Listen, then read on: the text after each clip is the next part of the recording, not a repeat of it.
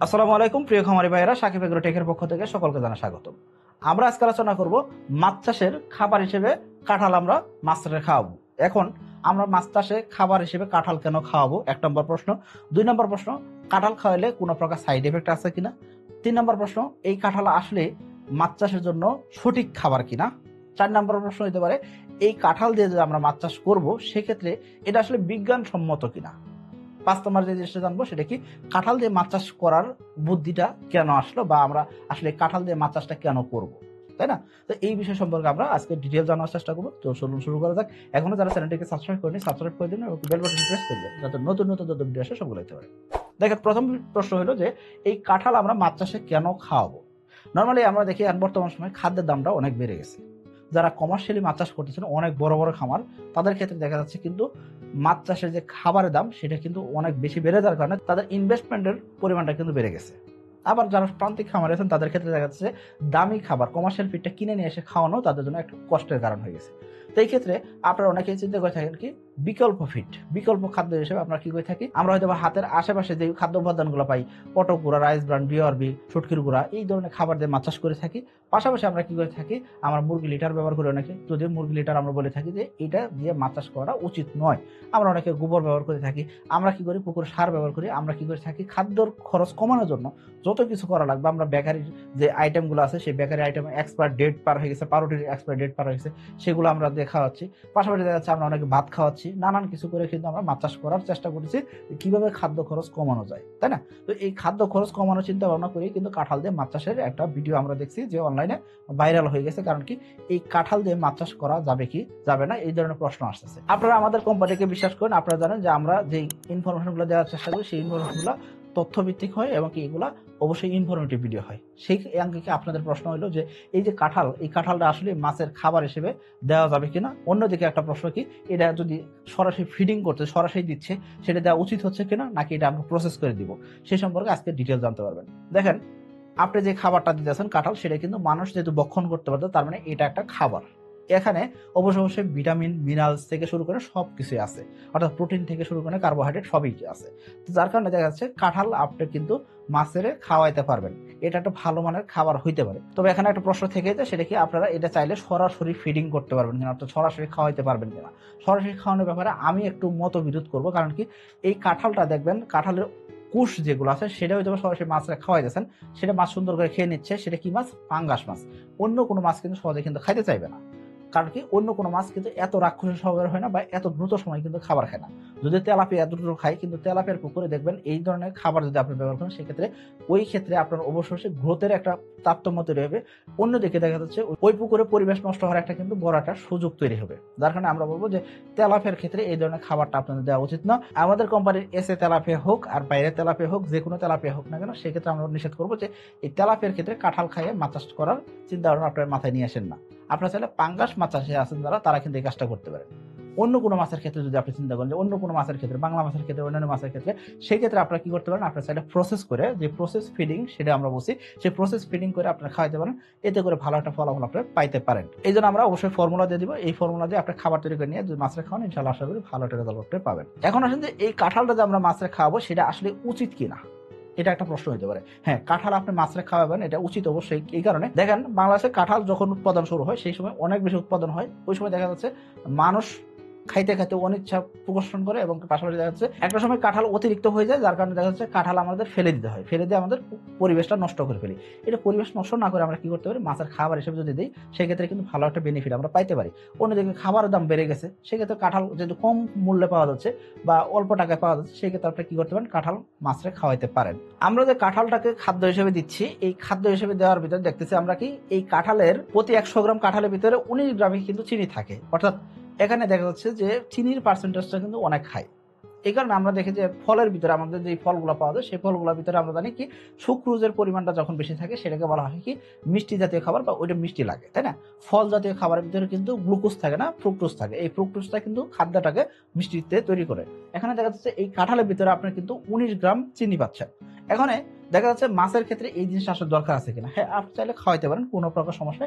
এটা হয়তো বা মাছ মিষ্টি খাবার হিসেবে কিন্তু রিসিভ করলেও কিন্তু কোনো ধরনের সমস্যা হওয়ার কথা না, এবং মাছ এটাকে হয়তো খুব দ্রুত সময় খাবার হিসেবে রিসিভ করতে পারে। পাশাপাশি দেখা যাচ্ছে এই কাঁঠাল আসলে নর্মালি যদি আপনি হিসাব করেন, এখানে প্রোটিন মাত্রা যদি হিসাব করেন, প্রোটিনের মাত্রা একেবারেই কম থাকে, 1.72 এর আশেপাশে প্রোটিন থাকে। তার মানে অনেক কম প্রোটিনের একটা খাবার হিসেবে কাঁঠালটাকে আমরা বিবেচিত করতে পারি। তবে কাঁঠালে 90%, মানে 100 গ্রামের ভিতরে 90%ই আপনার হলো কার্বোহাইড্রেট থাকে, অর্থাৎ শর্করার পরিমাণটা কিন্তু অনেক বেশি থাকে। তার মানে এটাকে আমরা তুলনা করতে পারি গমের ভুসি, আটা, ময়দা এই জাতীয় জিনিসের সাথে। অর্থাৎ এখানে অনেক বেশি পরিমাণ কি থাকে, কার্বোহাইড্রেট থাকে। অর্থাৎ যদি কাঁঠালটাকে আপনি শুকাই নেন, সেক্ষেত্রে এটা হয়তো কি হতে পারে, আপনি যদি ডাস্ট ফরম্যাটে আপনি এই জায়গা থেকে কি তৈরি করতে পারবেন, আটা তৈরি করতে পারবেন, কাঁঠালের আটা তৈরি করতে পারবেন, মানে অস্বাভাবিক কিছুই না। এর পাশাপাশি কাঁঠালের ভিতরে দেখা যাচ্ছে ক্যালোরি পরিমাণ অনেক হাই থাকে, 397, অনেকে বলে থাকেন 303, তবে অনেকে আবার 400 কিলো ক্যালোরি পর্যন্ত কাঁঠালে ক্যালোরি আছে এটা বলে থাকেন। অর্থাৎ শক্তির মাত্রাটা অনেক বেশি থাকে, যার কারণে আপনার কাঁঠাল খাইলে কিন্তু মানে আমাদের পেট ভরে যাচ্ছে একদিকে, অন্যদিকে আমরা কিন্তু শক্তিও পাচ্ছি। তো মানুষ হিসেবে যদি খাবার হিসেবে আমরা কাঁঠাল হিসাব করি, সেক্ষেত্রে কিন্তু ভালোটা উৎকৃষ্ট মানের খাবার আমাদের জন্য। আর কাঁঠাল কিন্তু বাংলাদেশে কিন্তু জাতীয় ফল হিসেবে কাউন্ট করা হয়। এর পাশাপাশি কাঁঠালের ভিতরে প্রচুর পরিমাণে দেখা যাচ্ছে মিনারেলস থাকে, অর্থাৎ খনিজ উপাদান থাকে, বিভিন্ন প্রকার খনিজ উপাদান থাকে, যার কারণে আমরা বলতে পারি যে যদি আমাদের এই কাঁঠালের ভিতরে কার্বোহাইড্রেট পরিমাণটা কম থাকুক, যেই পরিমাণ মিনারেলস আছে, যেই পরিমাণে এখানে ক্যালোরি আছে, সেই হিসাব করলে কাঁঠাল একটা কিন্তু উৎকৃষ্ট মানের খাবার হইতে পারতো যে কোনো প্রাণীর জন্য, শুধুমাত্র মানুষ না, পাশাপাশি অন্য প্রাণীর জন্য কিন্তু হইতে পারতো। দেখেন কাঁঠাল এমন একটা ফল যেটা বাদুর থেকে শুরু করে না, কাক থেকে শুরু করে যে কোনো পাখি কিন্তু খেতে পছন্দ করে বা সরাসরি কিন্তু খায়। সেক্ষেত্রে আপনার মাছটা যদি খাওয়ান, সেক্ষেত্রে এটা কোনো প্রকার বাজে খাবার হইতে পারে না। তবে এখানে প্রশ্ন হলো যে সরাসরি যখন ফিডিং করতেছেন, সরাসরি যখন দিতেছেন, সেক্ষেত্রে আপনার পুকুরের পরিবেশ নষ্ট হইতে পারে বা পুকুরের পরিবেশ নষ্ট হওয়ার জন্য একটা দায়ী হইতে পারে। অর্থাৎ আপনি যদি আছেন সেটা যদি মাছ সঙ্গে সঙ্গে রিসিভ না করে, সেই ক্ষেত্রে এটা পুকুরে তলদেশে চলে যাবে, আর কাদার সাথে মিশে গেলে এটা কাদাতে পচন ঘটবে, একটা সময় পুকুরে গ্যাস তৈরি হবে, এবং কি পুকুরে কাদাতে দুর্গন্ধ তৈরি করবে, পুকুরে গ্যাস তৈরি করবে। আর অন্যদিকে দেখা যাচ্ছে এই জায়গায় প্রচুর পরিমাণে যেহেতু কার্বোহাইড্রেট আছে, এই কার্বোহাইড্রেটটা অবশ্যই আপনার মাছের জন্য তেমন একটা কিন্তু উপকারী ভূমিকা পালন করতে পারতেছে না।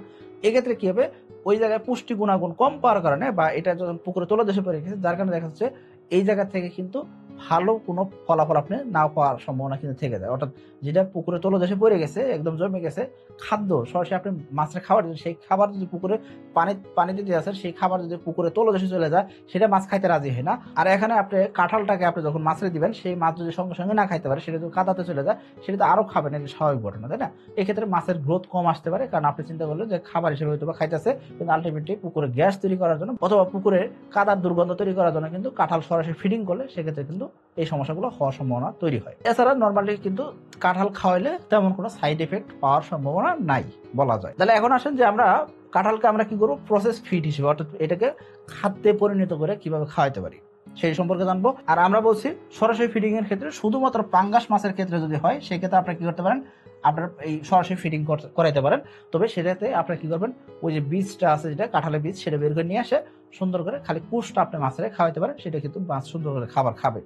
এখন আসেন যে প্রসেস করে যখন আপনি খাওয়া যাচ্ছেন, প্রসেস করে খাওয়ানোর ক্ষেত্রে এখানে যেহেতু কার্বোহাইড্রেটের মাত্রা যেহেতু কাঁঠালে বেশি, সেক্ষেত্রে আমরা এটাকে কি করতে পারি, আমরা এই জায়গায় ডিআরবি, রাইস ব্রান, অটোপুরা বা গমের ভুসি যেটা আমরা দিচ্ছি, এটার পরিমাণটা কমাই দিতে পারি। অর্থাৎ ডিআরবি, রাইস ব্রান, অটোপুরা বা গমের ভুসি, এগুলোর দামও কিন্তু কম না। এই ক্ষেত্রে আমরা বলে থাকি খাদ্য উপাদানের ভিতরে 55%, অর্থাৎ 100 কেজি খাবারের ভিতরে 55 কেজি দিতে বলি আমরা কি ডিআরবি, অটোপুরা, রাইস ব্রান বা আপনারা গমের ভুসি দিবেন। সেক্ষেত্রে আপনারা এটার পরিমাণটা কমাই দিয়ে ওই জায়গায় আপনারা কি করতে পারেন, আপনাদের কাঙ্ক্ষিত যে কাঁঠাল, সেই কাঁঠালটা কিন্তু আপনারা দিতে পারেন। তাহলে আপনারা কি করতে পারেন, মাছের খাবার হিসেবে কিন্তু এটা তৈরি করে কিন্তু মাছটা দিলে কিন্তু খুব ভালো একটা রেজাল্ট আপনারা পাইতে পারেন।